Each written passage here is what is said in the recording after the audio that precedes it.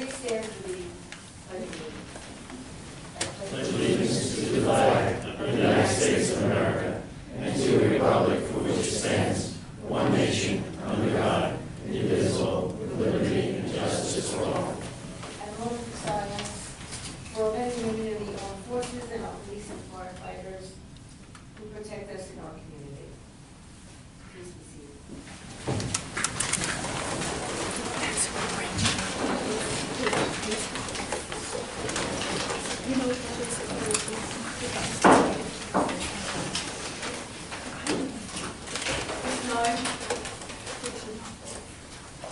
At this time, we will have comments from our department heads and our village administrator.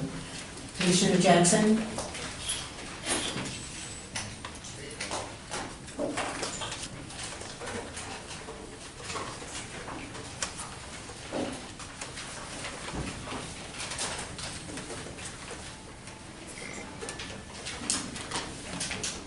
On item number 2E, that's a request for a transfer for a air conditioning unit. The compressor is dead. So we need a new air conditioning unit in the police department.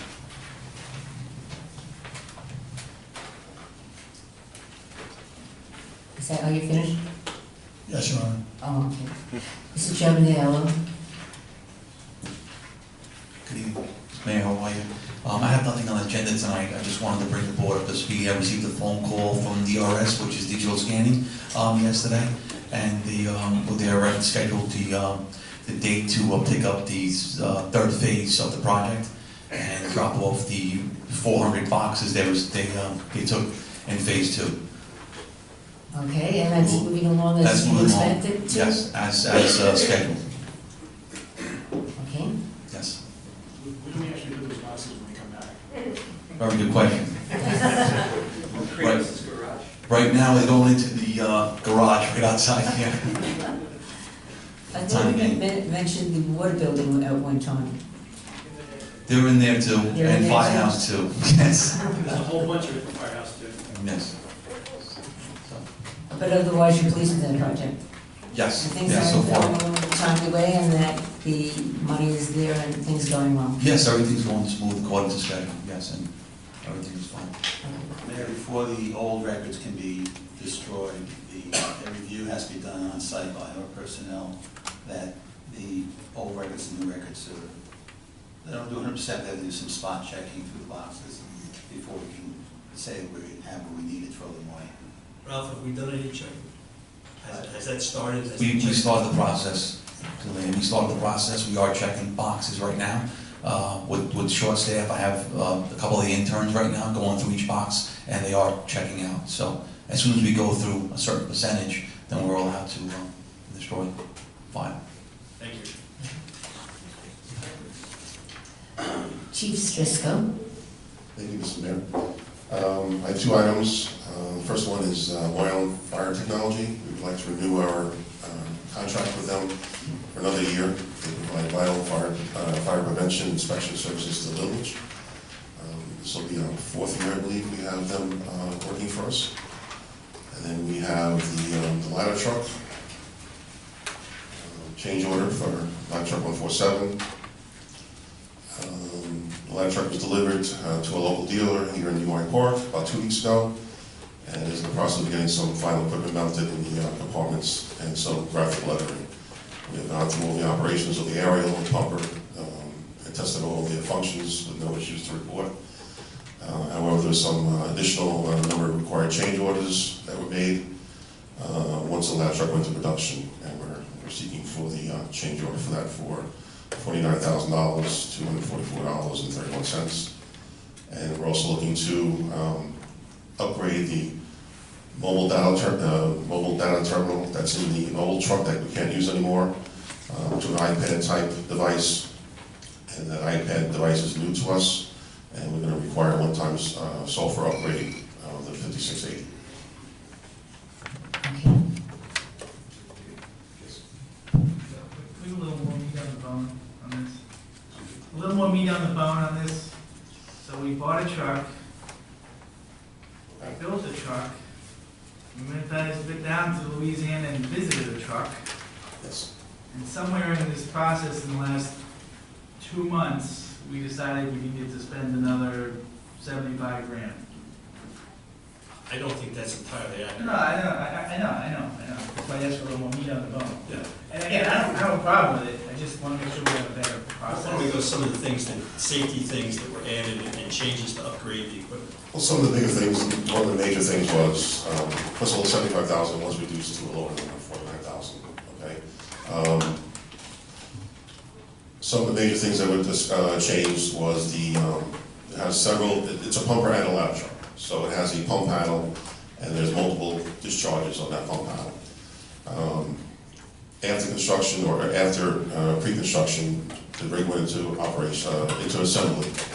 And newer versions of these gauges and operators became available.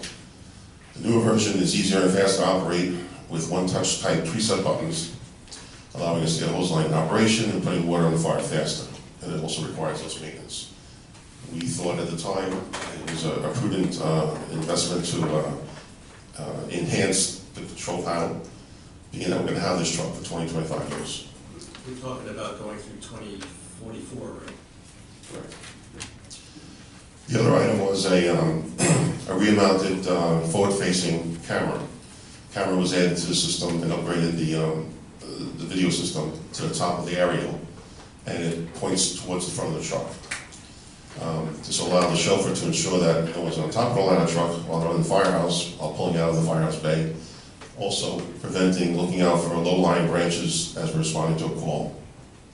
A chauffeur in a neighboring fire department pulled a fire truck out of the firehouse, not knowing there was a firefighter on top of the rig, and in the ladder bed, and was killed. A camera like this would help that with that tragedy.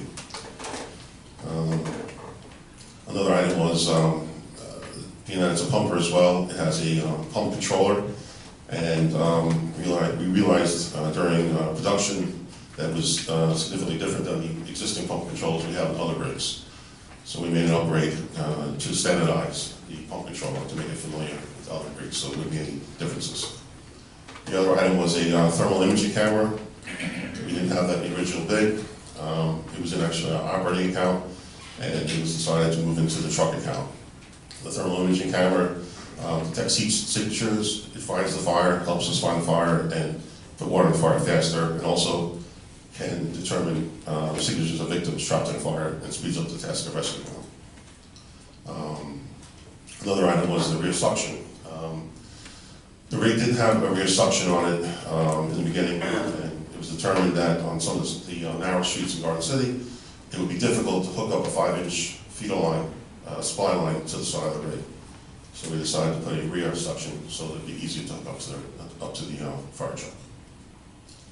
Those are some of the big changes that. Yeah, again, I don't have a problem with any of it, I just want to make sure we have a good process. I understand. Because I don't think financing you this stuff is being processed until we got the bill at the end of the day. So that's all, just better process. And we've, Ralph has instituted some changes to the village as a whole, and the chief and I, as well as the other chiefs, had discussions that this is kind of happening. Yeah, and again, it just happens to be you guys, it might goes to all of us, so just better process, that's all. That sounds like good decision-making to me. Thank you. Thank you. Thank you, Tom. All right, Mrs. Wu. Thank you, Mayor. So on the agenda, we have 4 bond resolutions for DPW projects, and these are projects that were approved and adopted in the 2019-20 budget. The reason we put these bond resolutions now is to allow the period of permissive referendum and the estoppel period to start, so that, starting the fiscal year in June, these projects can, Mr. DeFrancisco can hit the ground running on these projects. These are various projects for the roads and paving, curb sidewalks, the roof replacement of the DPW yard building, and purchases of the equipment. And also on the agenda, we have other various transfers needed for mostly DPW area. And the commissioner spoke about the police department transfer.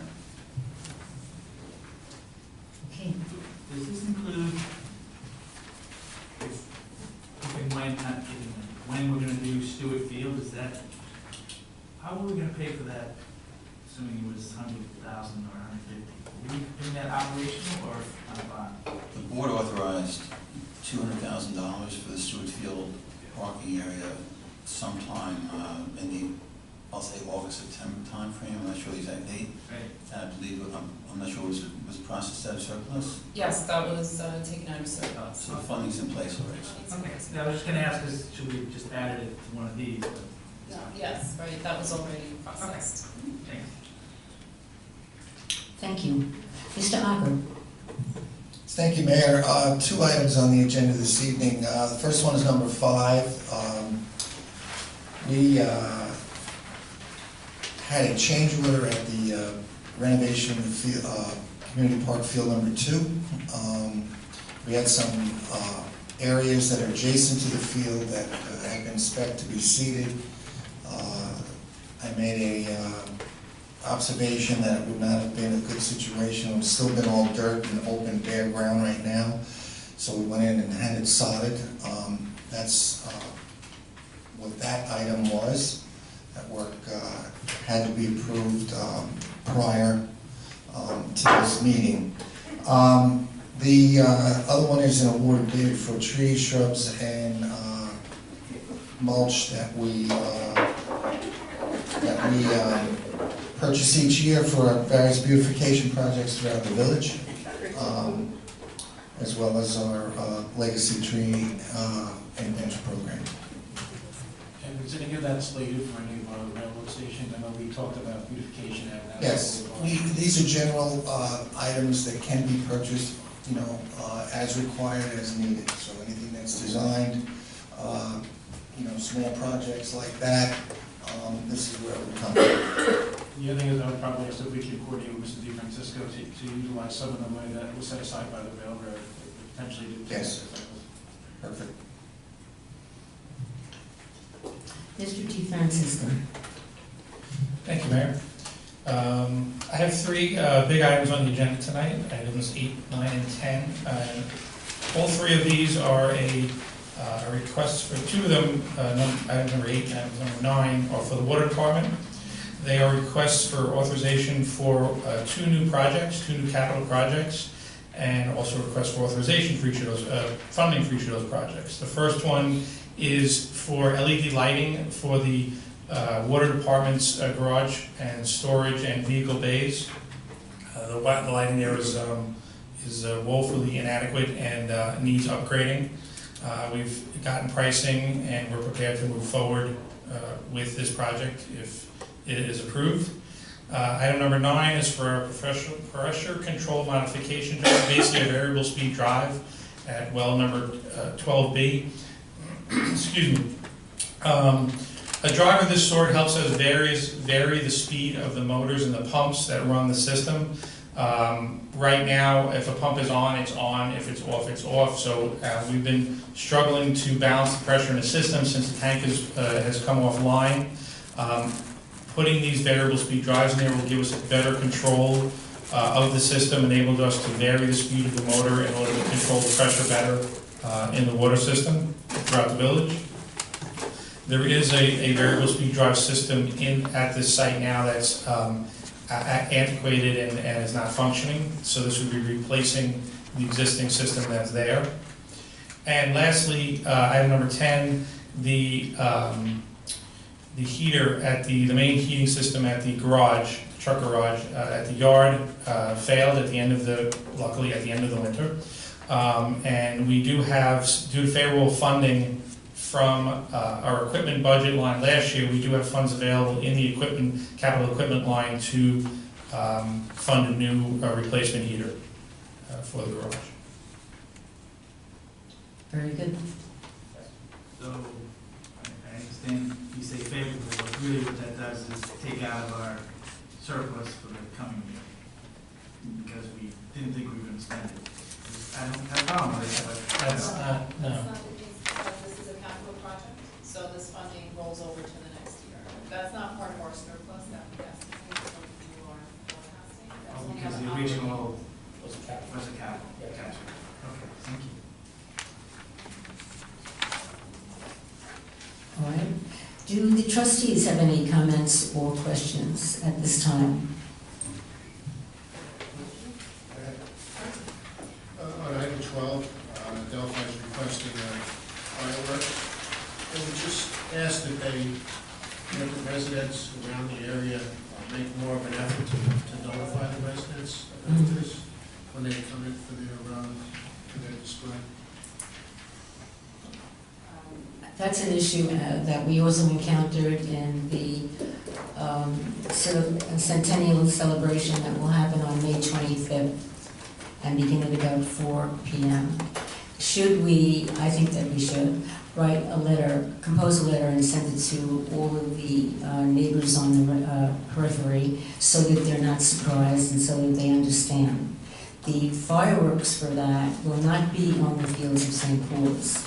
The people attending that event will, but our fireworks for that event will take place on the fields of the middle school. They were good enough to work with us, and we were able to work that out. So that's a very good feeling on my part, and I assume the rest of you, that we will have everybody standing who are enjoying the fireworks over at St. Paul's, and they can clearly see it with the fireworks themselves going off over the middle school. So we're really very pleased about that.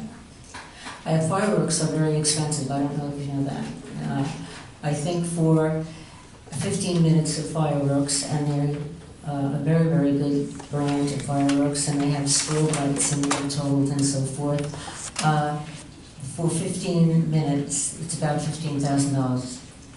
And this is an extraordinary moment in the history of our village. We are celebrating a 150, as you know, and a 100, and we do want to make a gala, a festival of it.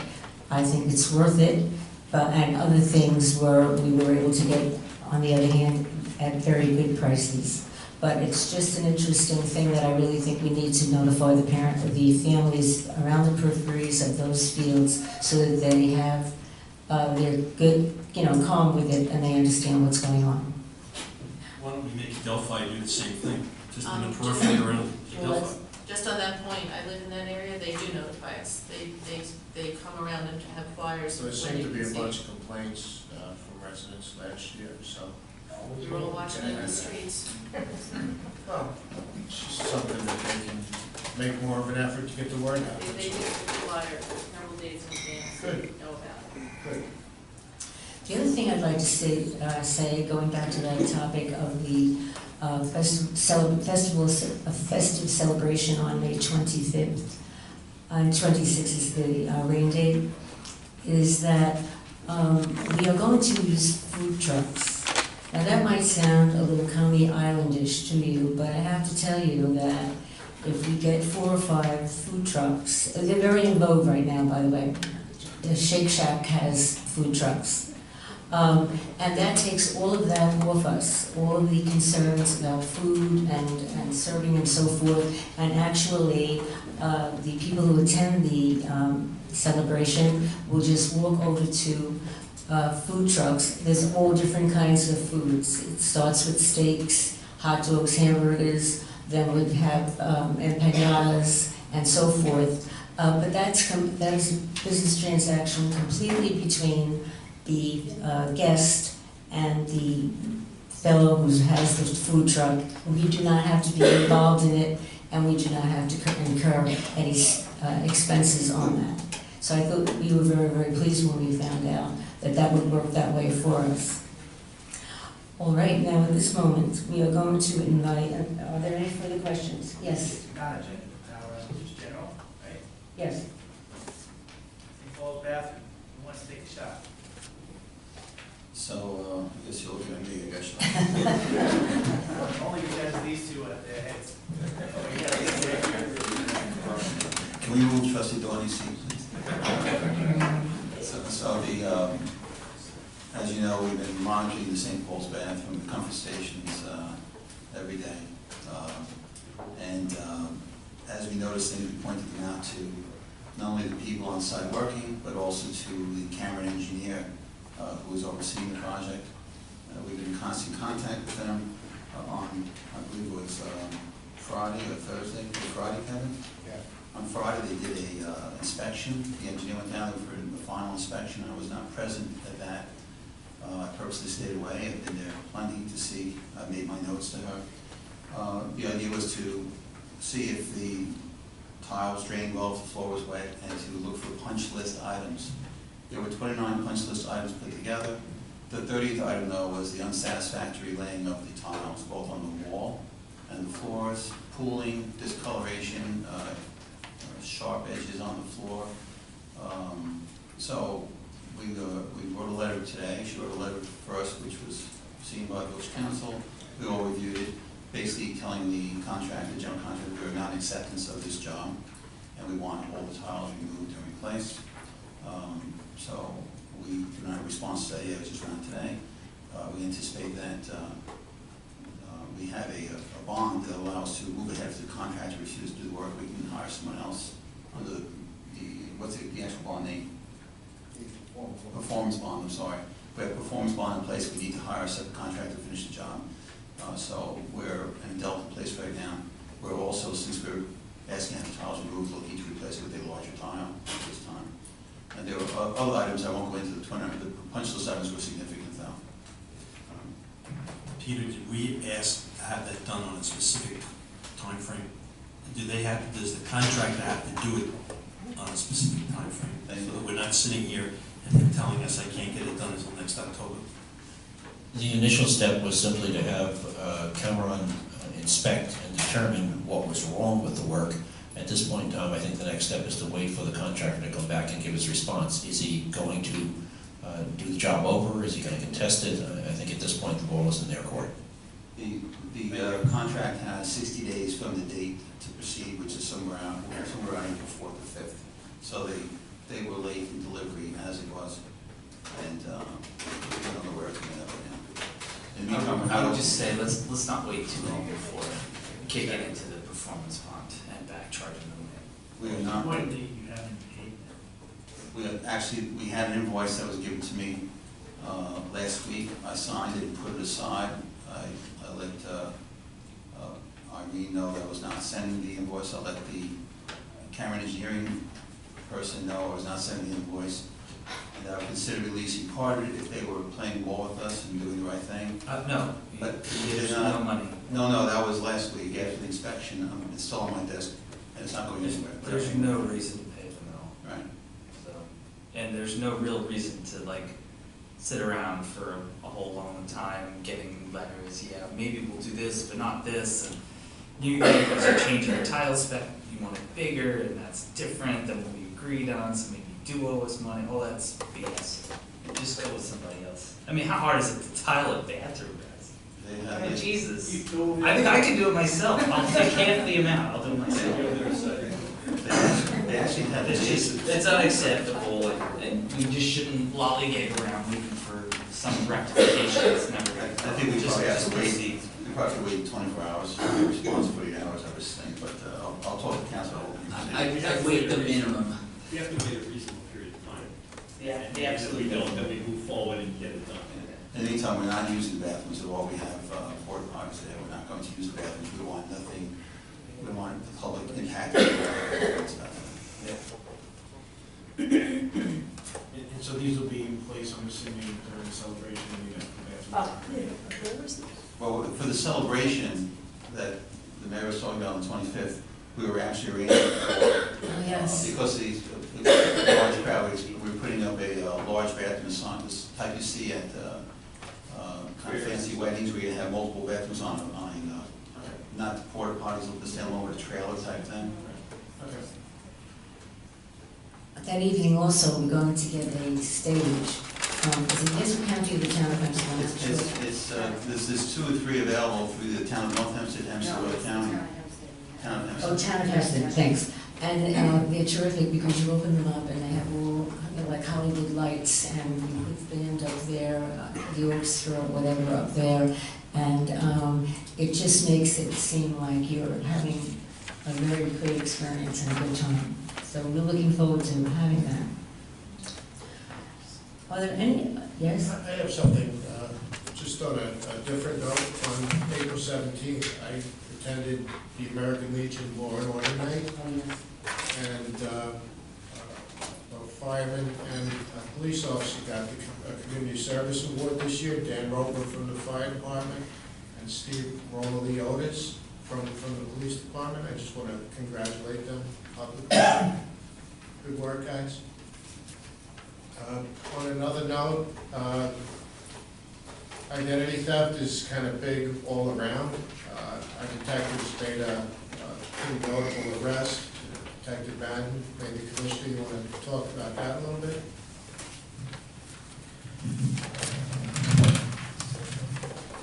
Yes, Trustee, for the last few months, we've been investigating several different scams going on with people's identity being stolen, mostly residents of the village.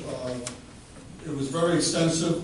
While we were working on an unrelated case, one of our detectives came up with some information regarding some of the residents that we knew, and it started a new investigation. And it was very elaborate.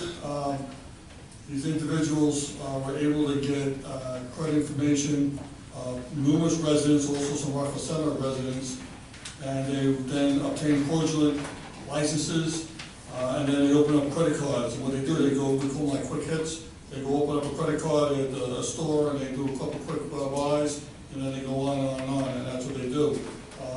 Quite elaborate, quite extensive, and a lot of money. The officers worked really hard on it, took a few warrants and a few other things. Wound up arresting 3 individuals, over 30 felony charges.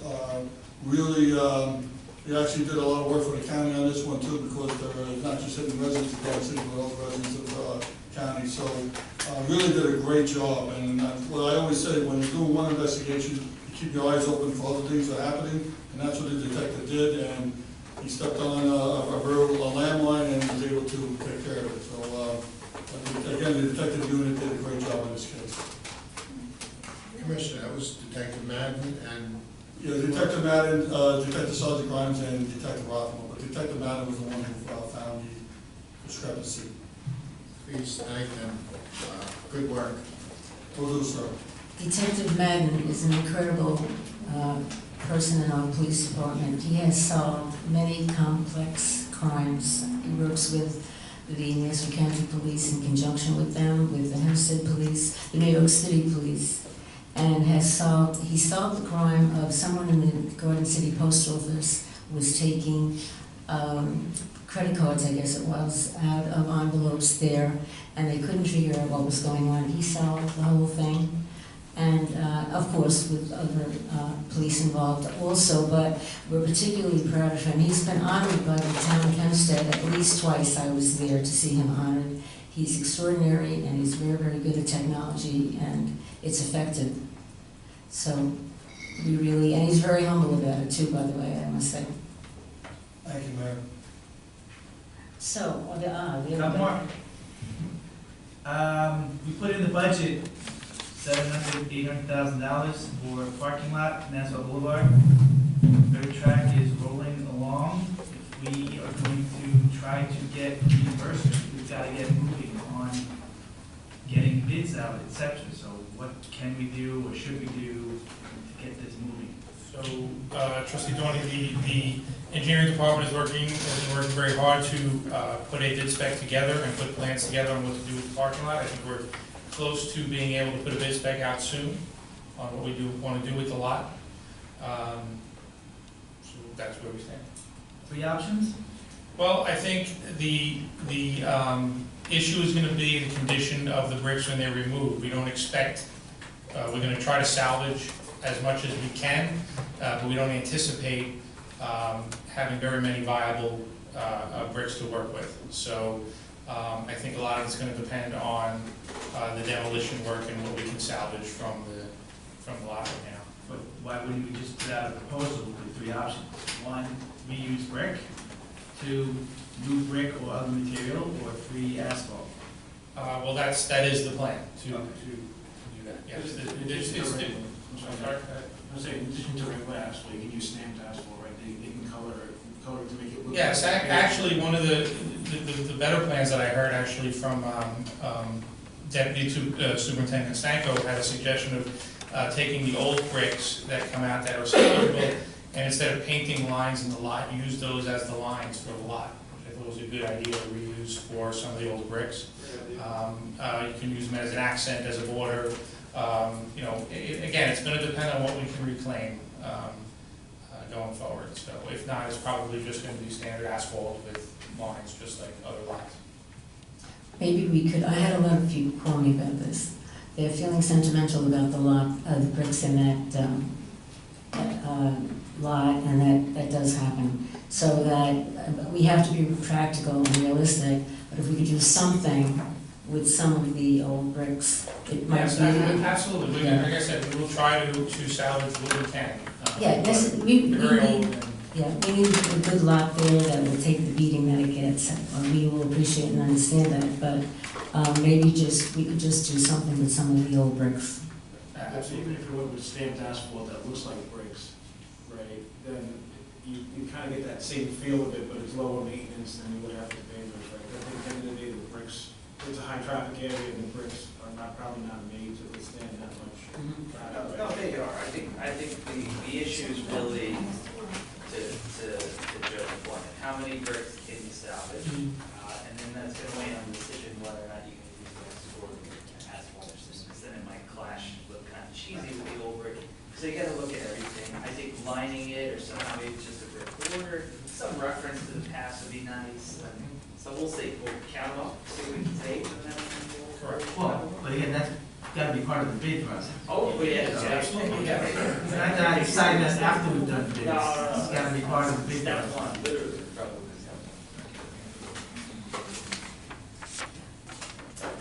Okay, I think that we will move on then, if the trustees have nothing more further comments.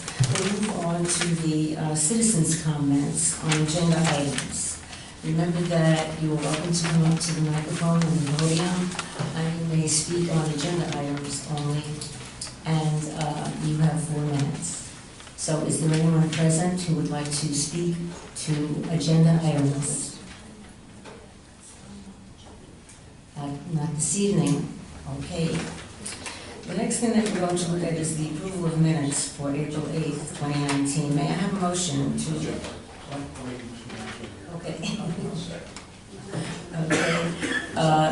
That motion passed unanimously. All those in favor? Okay. Very, very good. Now we're going to move to the end of the consent calendar. We have here, no? Well, isn't the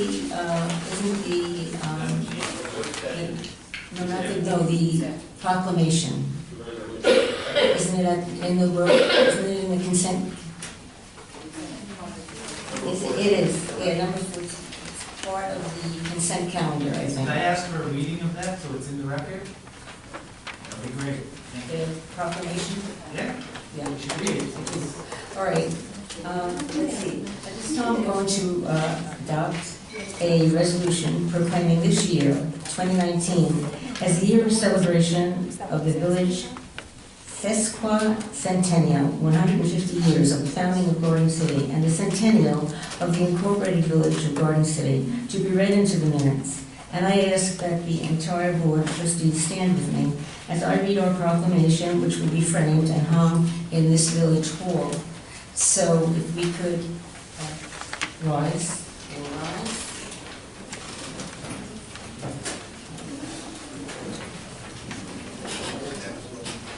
Yes, that was it. So this is our proclamation. Whereas the village of Garden City was founded by Alexander T. Stewart on September 13th, 1869, and whereas on the 15th day of May, 1919, a declaration of community policy was adopted by property owners, which is known today as the Community Agreement, to establish a fair, representative, non-political form of government which continues to successfully serve the village today. And whereas articles of incorporation for the village of Garden City were filed on September 30th, 1919, and whereas the year of 2019 marks the 150th anniversary of the founding and the 100th anniversary of the Community Agreement and the incorporation of the village, And whereas in this centennial year of the founding of the Village of Garden City, it is desirous of the village to celebrate both the sesquicentennial of the founding of Garden City, 1869 to 2019, and the centennial of the Incorporated Village of Garden City, 1919 to 2019. Now therefore, be it resolved that we, the members of the Board of Trustees of the Incorporated Village of Garden City, on behalf of the residents of our community, do hereby proclaim the year 2019 as a year of celebration for the Garden City Centennial and Sesquicentennial, and be it further resolved that this resolution be spread in full upon the minutes of this meeting, and that an appropriate signed copy thereof be framed and displayed at Village Hall. Now therefore, as mayor of the Village of Garden City, I set my signature upon this resolution. So this is our year of celebration. And so we having, should we all chevron in so that we can be in a good picture?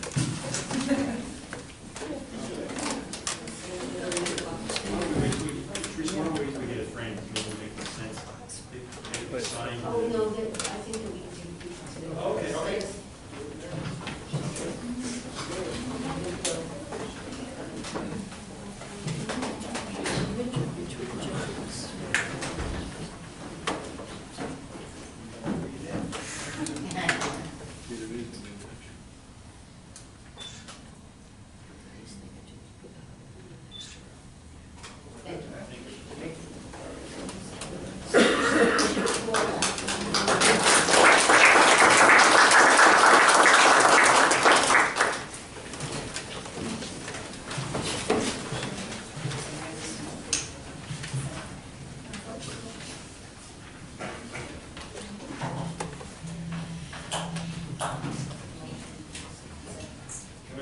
So I'm doing it right now. Can I move to consent calendar? Yes, very good. And a second? Sorry. Trustee Lucrinos, seconds. All in favor? Aye. All opposed? No. The motion passed unanimously. At this point in the agenda, the board will engage in a brief discussion about plans for parking in field 7-9. 7N, I'm sorry. Commissioner Jackson, do you have an update? Do you have an update on the survey? Yes, Mayor. In the beginning of the month, we sent out questionnaires, survey questionnaires to 104 residents. I believe 5 are vacant, so then apparently 99 total. We got a total response of 46. 26 stated they were in favor of purchasing a permit. 19 said no. 1 did not really give an answer, so we couldn't say yes or no. And there was a request for 2 people asked for 2, so the request was 26 responses yes for 28 permits. All right, do we want to kind of describe this project so that we would know exactly what we are thinking about and debating this evening? First of all, it's a pilot. It's to be a pilot, and correct me if I'm wrong. The duration is 1 year. All right, the location of these parking spaces is west, on the west end of the lot, near Hilton Hall. We have decided that we would give permits for these spaces, or we're considering it seriously, some of us. What was the number of exact spots that we were going to create? There's a request for 28. 28, all right. Commissioner Jackson, I'm sorry to interrupt you, Mayor. Of the 28 though, weren't there a couple that were requesting 2 spots? 2, there was 26, but asked for permits, or for 28 permits. Well, the only thing I was going to say is that as this is a pilot program, I think to be fair to everyone who lives there, I don't have I don't think it was right for us to sit there and to give 2 spots to any one particular location. I think one of the things we should do is we should offer 1 spot per person or per apartment, or however we're going to do it. But for one person to take multiple spots, I don't know how the rest of the board feels. I'm not in favor of that. I agree. I agree with that, no. Yeah, when we sent it out, it was really for 1 spot, but 2 people asked for 2 on the return. I have a question. Of the 26 spots that we've now agreed upon, is it, no, 26. Of the 26 spots that we've agreed upon, does it go to, how do I say this? Does the resident have that spot, like if we number them 1 through 26, Okay. does somebody always park in 1, does somebody always park in 2, does somebody always park in 3? No. You can park in any one of the 26. Okay. I would just suggest that part of this is geography, right? So if there are, to make up a number, 30 spots along that, you can have 30, we're only giving out 26 permits. So if someone comes up in 4 months and wants, you don't have to change the signage, you don't have to do anything. You're only giving out 26 permits. I think we envision each person would have a permit to put on their car. So it's not like the second car could use a spot, it has to be a permit on the car. So I wish we had a map up on the wall here. Well, we As did. soon as we get the AV department going on this, we'll take care of that. So again, if it works, should we just do a spot where there's, if it's 30 spaces, it works fine, and just put the sign between parking for residents only? And the second part was, this only works if we change the signage in the rest of the lot. Yes.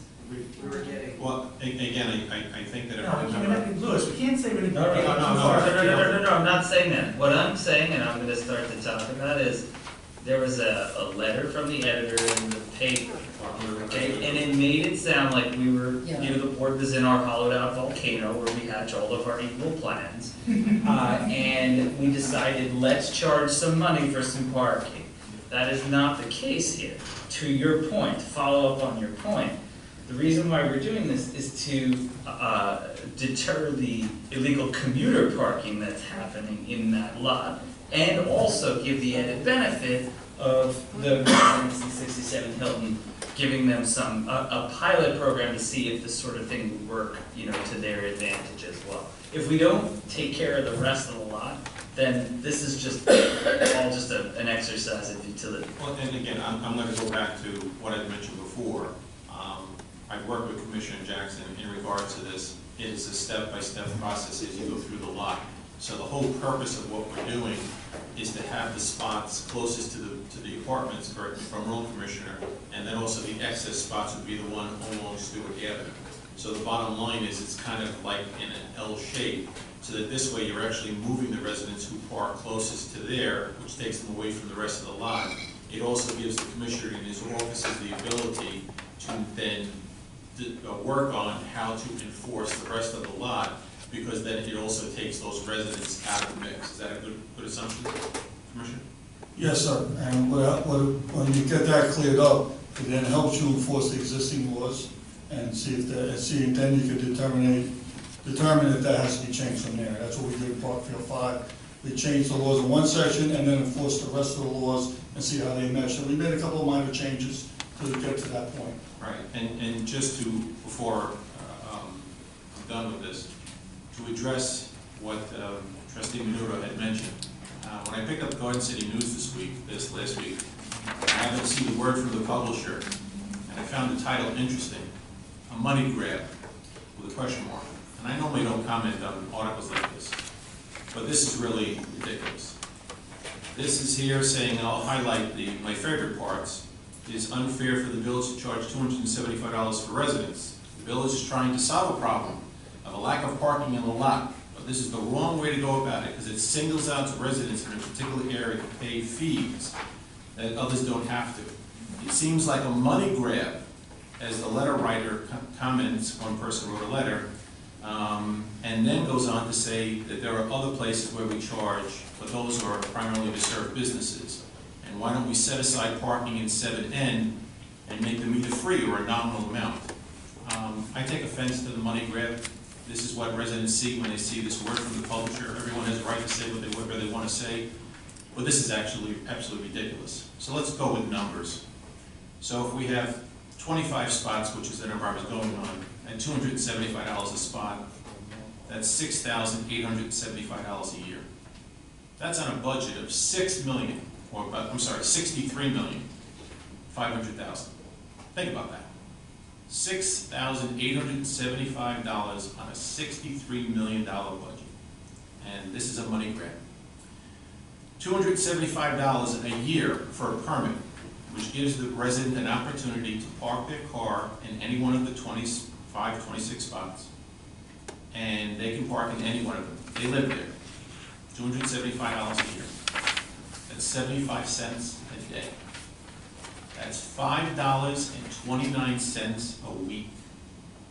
That's $23 a month to be able to have a spot that you can pull into and not worry about the rest of the usage of the lot. So to me, I would appreciate that when residents read this, they realize that this is not a money grab. This is an attempt for us to work to where we recognize the needs of the people who live there, and we're trying to go about this in a step-by-step way to make this more beneficial to the residents, to make this more beneficial to the businesses who have customers who come there, and for the usage of the lot. So I just wanted to clear that. I would offer, very well said, very well said. Thank you, Bob. Thank you. Trustee Doing, just on your question too, there's 20 spots against the building, and then there's, just to the south, on the extreme west end, there's 7 separate and 2 others, which total 29.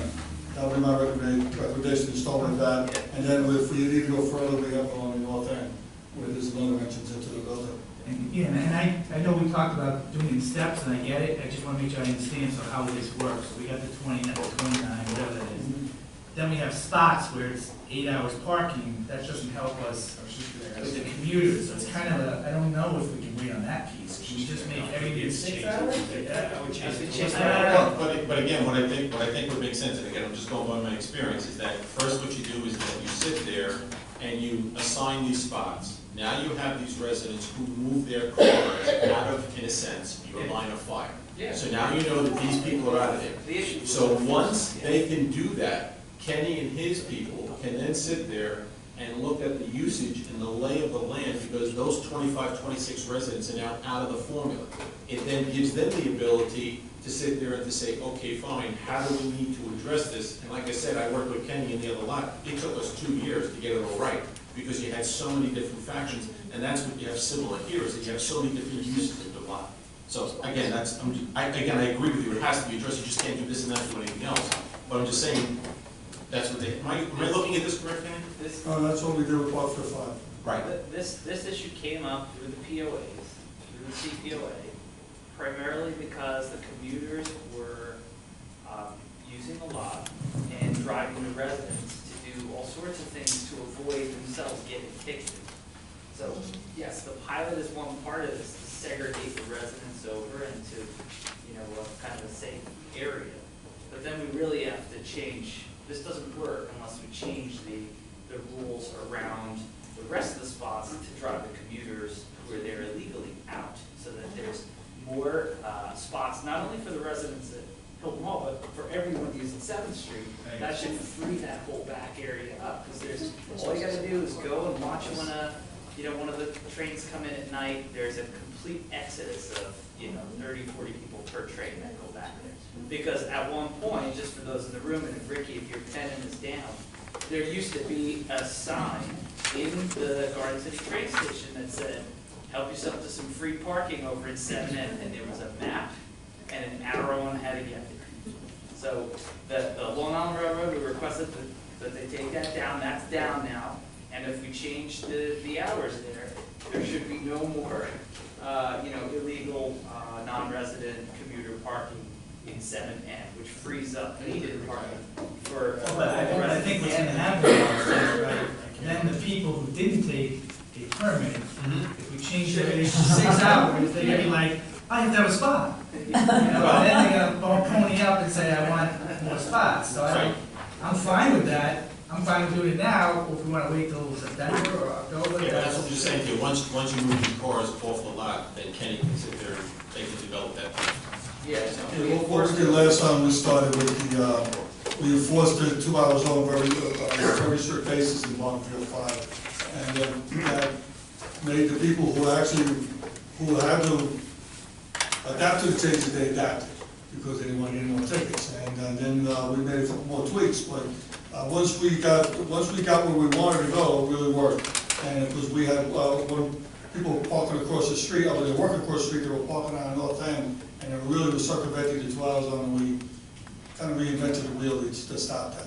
Right, but it must have taken 6 or 7 different changes. And remember, we even tweaked one set of signs, like we changed the time by 2 hours. Yes. Because again, what your officers were able to do, they were able to monitor it and see when it is, because to your point exactly, those people that are sitting there and parking, you have to make it to such a point to where they just can't do that for 8 hours. Right. So, but you have to figure out where and how to do that. Yes. Yeah. Would we, let's say, specially paint the 29 spots? Is that the idea? Is that- They could do that, or they could just put the signage like we do with some of the other laws with the permits. I think sign is better. No, I assumed it'd be signed, I didn't know if you wanted those. Most of these areas right now are working off dirt areas, so we can put enough signs there. I don't think it'd be an issue, right, Joe? We should be able, with the dirt, it's a lot easier to work with, so we should be able to put enough adequate The signs. sign's easy because you can just put in between these things, you have to have a permit. Right. That's all. And then you put a few in the middle with double arrows. Right. And the same thing with whichever ones you have along Stewart. As far as down as you're gonna go, you go from that point to the end, you have to have a permit. So, yeah. Are all those spots restricted with time, or is there any 24-hour spots? There's a mixture of 8 hours, and there's a mixture of 8 hours and all day parking there. There is And 2 hour parking. Right now you have 2 hour parking, 8 hour parking, and all day parking. The current village code calls for stickered parking in 3 different lots, Fair Court, 5, and 6, as I recall. In each case, the village code by local law says that there shall be no parking in those lots between the hours of 8 a.m. and 10 p.m., excepting Sundays, and unless you display a sticker or permit.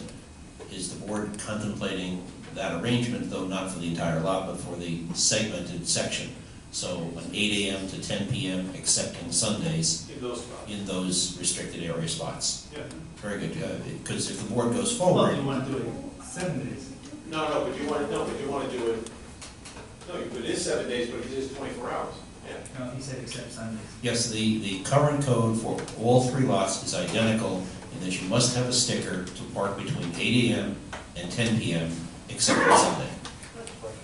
Right, we want to make it all day, every day, you need a sticker That's for these spots. at the discretion of the board, but should the board go forward with this, I'm anticipating that you will need me to draft a local law. Right. I'm just trying to determine what hours you want me to put in it. The other 3 lots are identical, 8 a.m. to 10 p.m., excepting Sundays. Do you want the same or something different? I feel if they came for this spot, they should have the spot all the time. All the time. Yeah, they should have a spot all the time. This is different than the other lots. This is where they live there, they should have the ability to park. The other lots, that correctly was pointed out, are restricted for sticker parking for persons who are regularly employed in those buildings. In this case, it will just be residents. Yeah. But there's also there's parking for residents that will participate in this pilot. Well, that's going to be the issue. Well, that's where you're gonna have to balance it all. Balance of the, That's what Kenny will work out. I've seen this before. We'll be talking about it in September. well, that's why it's a pilot. Ad nauseam.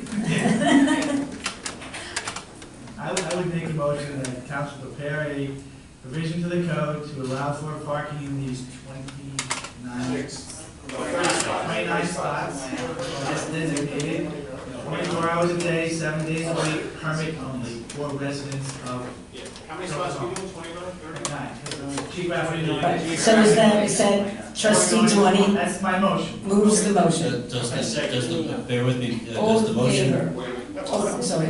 Does the motion include, for normal local law process, you would designate a day for a public hearing on a proposed local law and simultaneously directly address it? So typically, that's at the next board meeting. Correct. Then the motion, as I understand it, is to set a public hearing at the next Board of Trustees meeting on a proposed local law to provide for sticker-restricted parking in Lot 7N and spaces to be designated by the police department, numbering in the total of 26 spots for resident, 29 spots for resident parking. $275 a year. Can I have a second? That's why you get paid the big bucks. All in favor? I'll go with it. Passed unanimously. Yes.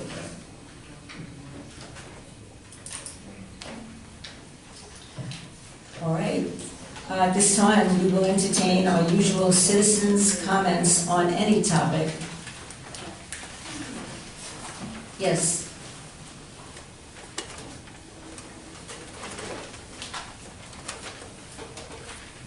Steve Alardi, Meadow Street. Steve, I don't think the microphone's on. That's one of those. Press it. Press it over and watch it.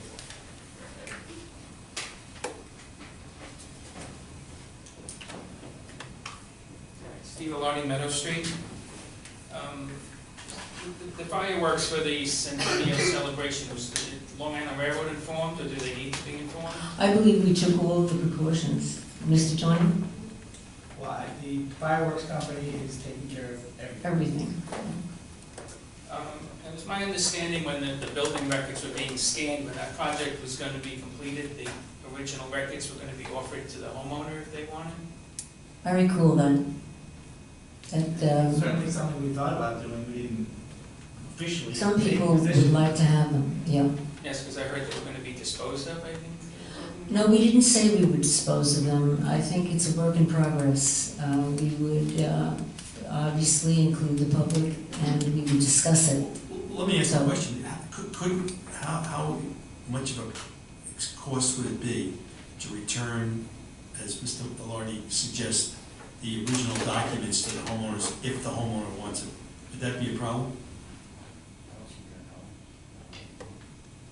Well, the homeowners would come in and get it. I understand, understood, but somebody would have to go through boxes and pull it out. How much of a problem, how much of, would that be? You have to probably do a small request, which is 28, so information, fill out the form, and we'll get, when we get the actual folder, we'll call the resident and take it. Okay, so we could just set up a process, right? If you want it, let us know. We can come up with a formal list. We'll have it ready a month or 3 months or That whatever. would be probably about 23,000 folders, so it's a lot of folders. Yeah, it's definitely a big point. But there is great stuff in there.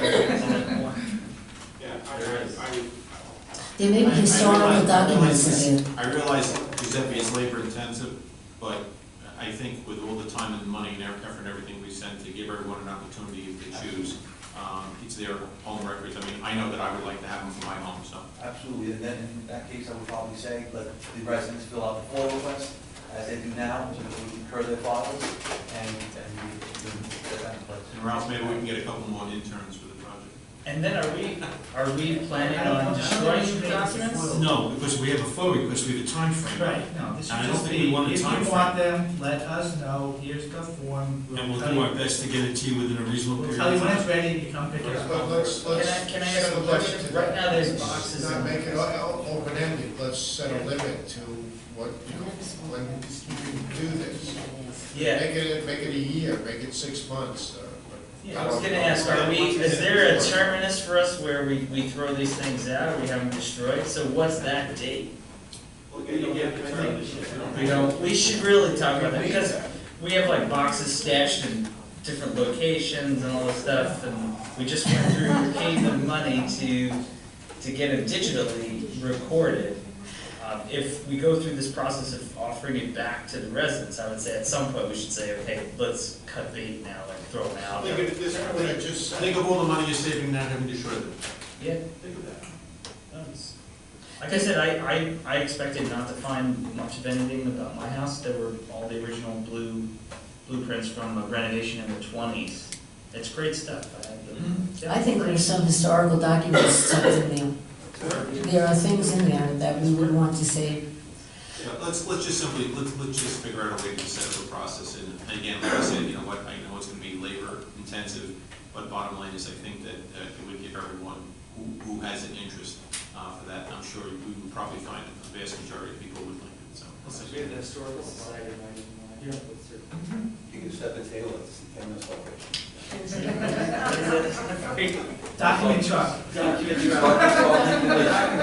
Maybe we should put something on the website about that? Yeah. Figure it out. A comment on the conversation regarding the parking at 7N. It's been mentioned several times that illegal commuter parking, I don't think what's going on now is illegal. It's something that we're allowing that we don't want to allow, but I don't think it's been illegal. If it was illegal, It is we would be illegal if they're ticketed. staying longer than the posted time frame.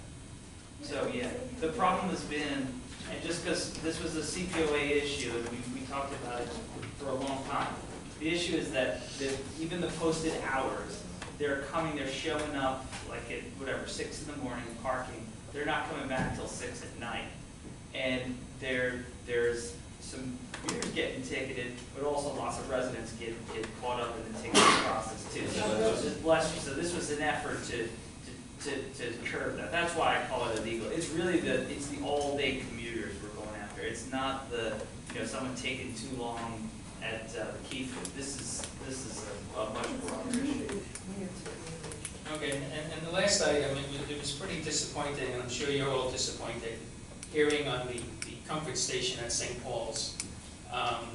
It was discussed here many times over the past couple of years about how we're going to do things right, we're going to spend more money, and we didn't want to see 6x6 inch tiles. I don't know what size tile is in there now, but I'm hearing we want larger tile. But it is pretty disappointing to get to the end of the project, and I think it was said at the last meeting that it would be ready in about a week. And now we're at a point where the place has to basically be gutted and rebuilt, so that was disappointing to hear. Absolutely. It is north too. Anyone else? Yes.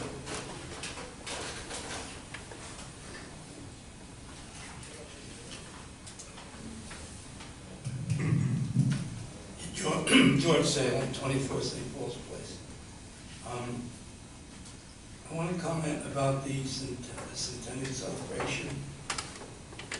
The residents on St. Paul's Place and Hampton Road have unprotected backyards. Some of them have fences, some of them are wide open.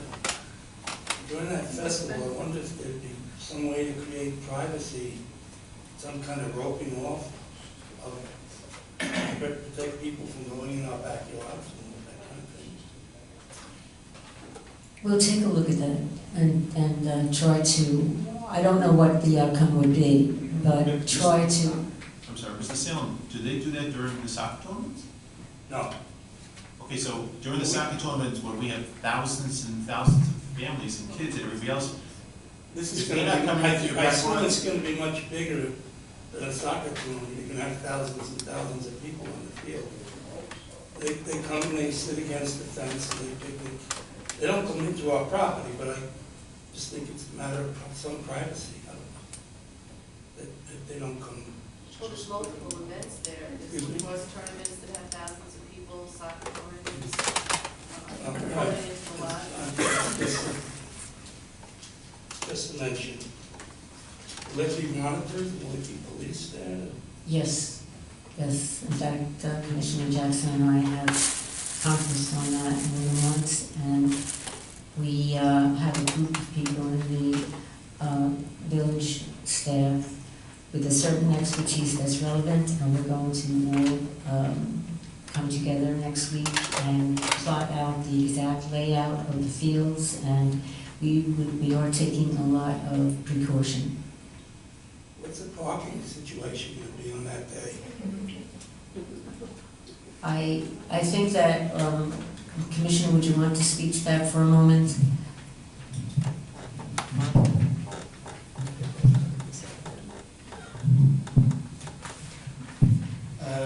We're gonna have to discuss that, but we're probably gonna do it like we do with the large tournaments, we'll both areas to be where where to park. And I gotta see the layout where all the events are gonna be placed, and then we'll work around that. But we'll probably have to go both areas and park them in, all the available areas, and then see what else we have to do to get more spaces. I believe the school systems are going to use the middle school parking field as well. That was part of the agreement with them. And there were a lot of people, first of all, that's the Memorial Day weekend, and a lot of people leave the village and travel. And also, there's a lot of people in the village that could just walk there. And we'll have crossing people, if we use alternate spots, we will try to place people there at locations where they can up and cross. You can park in 7N and then walk out. You can't be there all day. Other people mentioned there's other communities where we have similar problems. Just like the turkey trot, it's a couple hours. It's like from 4 to 9 o'clock on a Saturday night. And like the turkey trail, a lot of people will park at the railroad and they'll walk down, a lot of people won't place. People park along North Avenue, all those streets. It's gonna be on some level what it's gonna be. Can we put up a sign in our driveways, $10 for the day? Oh, what a thought. Hear that repeat? Money grab. Okay. Money grab. I have a question for Councilor B. It's about bond offerings and under what conditions is a referendum required to issue a bond? Each of the 4 resolutions, which were drafted by the village's special bond council, recite that they are subject to permissive referendums. What's a permissive referendum? Well, there is a process in the law whereby citizens are free to petition for a referendum, and if the requirements of the petition in law are met, a referendum on those bonds is held. Well, I was thinking more about funding St. Paul's. There's been numbers thrown around that $50 million bond might be required. And how would a referendum apply to that? Did you get a $50 million bond? Whatever it is, 10, 20, 30, 50, whatever it is. Is a referendum of the people required before that bond can be issued? No. So, under no circumstances, I mean, you just said a minute ago. Yeah, you'd have to consult with your own counsel, but what I think I said a minute ago is that the 4 bonds are subject to permissive referendum, they so recite. You later asked whether it was required to have a referendum. The answer is no. They are permissive referendums, they are not required referendums. Okay. Let me just clarify that. If there was a bond offering planned to fund the St. Paul's project, how does the permissive referendum work? Does people get to speak on that? I appreciate your inquiry, but my role is to provide legal advice to the village board, not to individual citizens. I don't mean to be discourteous in any way, but I'm hard pressed to give you legal advice individually as to what would have to be done in order to have a referendum. My role is to counsel the board in connection with their legal questions. So I apologize, but it's simply not my role to respond to that question unless the board so directs me. Okay. The newspaper carried stories about the March 28th board meeting that they adopted a $1 million bond resolution for St. Paul's building. Is that about to be funded or issued? I don't know to whom the question is directed, and I don't frankly Well, not understand you, the it question. doesn't have to be you, the board. No, I'll answer. No, what we did was we allowed us the ability to do a bond if we wanted to, so that if we incur these costs, which we expect to, for the architectural, so the first step kind of costs, and be able to get those bonded and pay ourselves from operating money from a bond if we were to so do so. It's more like we do in budget time as a preventive or possible issue. We always say, oh, we authorize ourselves to go above the 2% tax gap, but we never do. It's the same kind of thing. And to follow up on that, if you were at that meeting, you would have heard us say that that potential bond, if we had to use it, which we have right now no intention of, is for preservation and stabilization only. It is not for building or anything else. Preservation and stabilization of the building we have now. That was made abundantly clear at the March 28th meeting. Okay, at the same meeting, you authorized $250,000 for professional fees 4 minutes are up, Mayor. to expedite limited remedial and protective assisted feasibility of proposed concept plan of St. Paul's. Is that in addition to the $1 million then? No, the $1 million would cover the 250. Okay. Then there's another 250. Yes, that would be covered by the $1 million. So, okay, so it's not additive, it's only $1 million. Okay.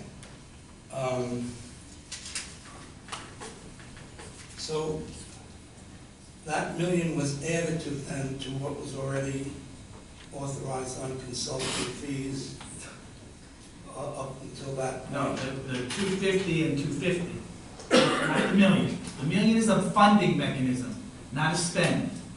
Okay, we're going to possibly spend, I forget what the numbers were for the architect, or for the construction manager. Let's assume it's 250, 250. That's what we may end up spending. Is that in addition to the consulting fees that had been authorized prior Yes, to that? yes. Okay, so that would make it, how much then altogether? Was it like $500,000 up until then? Roughly? That sounds right. Yes. So it's $500,000 plus $500,000 altogether? Okay. Is the 4 minutes up, Mayor? Yes. All right. Okay.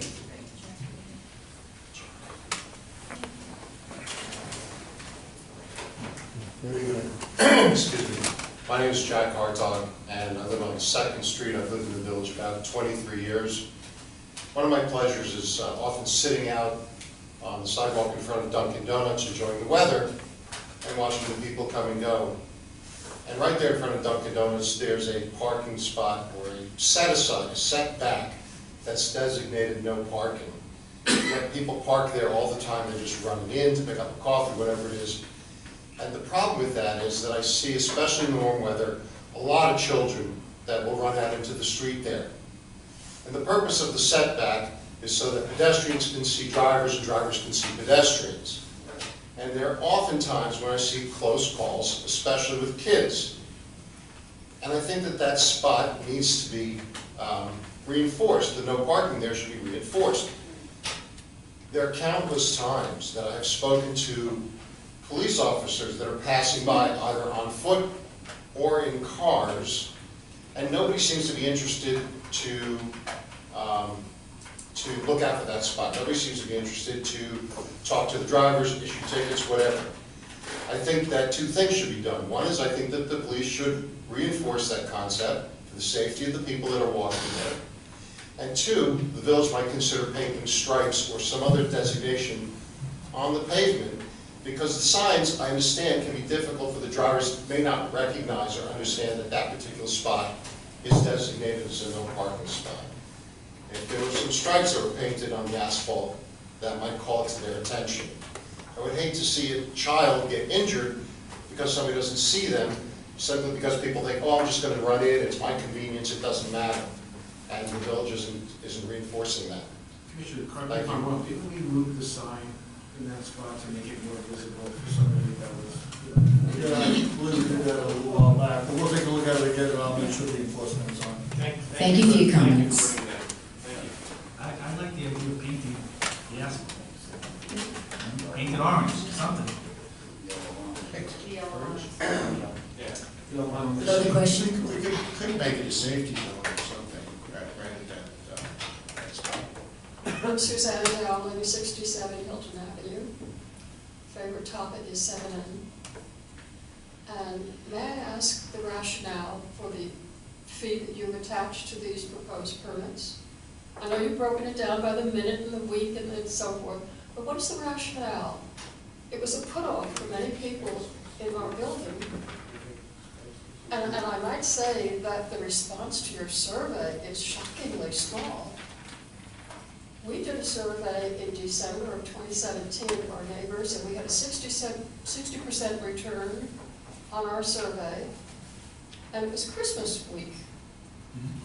And your survey is somewhere between 20 and 30% of our residents.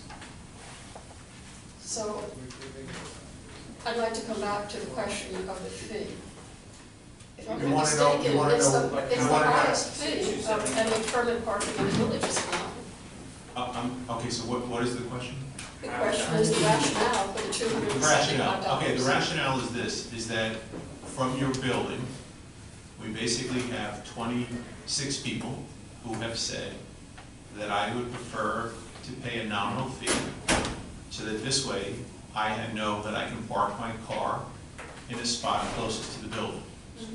The thought process of that is so that this way, when people are parking who live there, A, it helps them have a place closest to the building, which particularly in inclement weather is helpful to them. Second point is so that this way it takes all of those 26 cars and moves them out of the daily usage of the lot. So this way, A, if there's any major events, B, people are shopping, or C, you have people, shall we say, that park there all day long and use it incorrectly in order to avoid paying a parking lot and then taking the train. It gives us an opportunity to have a better control in the lot. Now again, you may not be in favor of it, many of your residents might not, but there are 26 people who live in your apartment complex that said, you know what, I'd be willing to pay that fee, so this way I have the convenience of having a spot closest to me. So again, you may not agree with that, but that's the reason why. Now as far as how we came about with the number, we discussed it back and forth with the board. It was here in the boardroom. We were discussing what basically would make sense. Many people on the board, several people wanted to consider having a higher amount. But the bottom line is what we did was we said, okay, this is a spot which will basically be reserved for these 26 people 365 days a year. Now, again, if you take a look at other places that have a permit in the village, they use it for business, where people are there Monday to Friday, they pay $200 a year.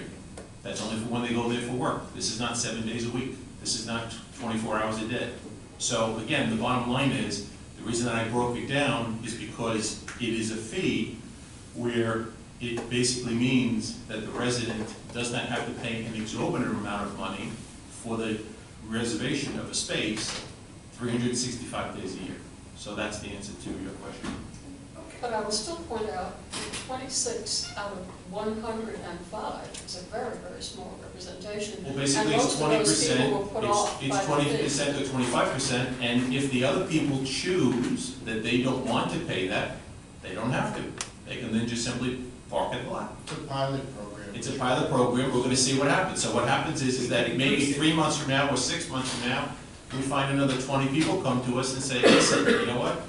I'd like to do the same thing. Or we may find a year from now, half of those people don't want to do it anymore.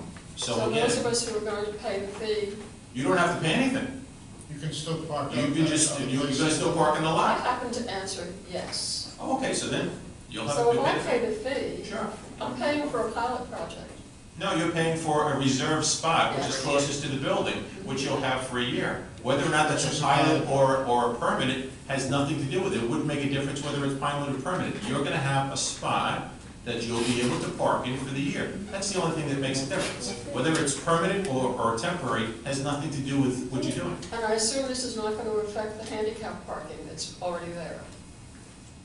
No. No, There are 7 spaces that are closest to the building. No. for handicap. no, That's not what we're putting there. no. Thank you.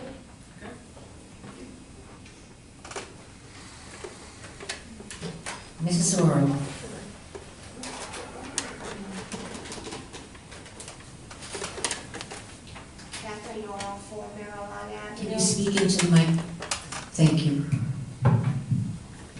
Connie Lauro for Maryland Avenue, referring back to a question that trustee Dooley had about the Nassau Boulevard Station parking lot.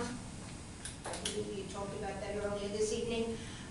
May I make a suggestion that while you are contemplating repaving that, no matter how you're doing it, to take a look at those 2 brick walls at the entrance to the parking lot? They are not in what you call the best condition, and especially that one, what used to be a planter. There used to be 2. The one has been gone for years. It used to be 6 or 8. Oh, I don't use that station. But thank you for considering that, because it desperately needs work. It's definitely on the radar. Thank you. Anyone else? All right, may I entertain a motion to adjourn? Can I have a second? All in favor, say aye.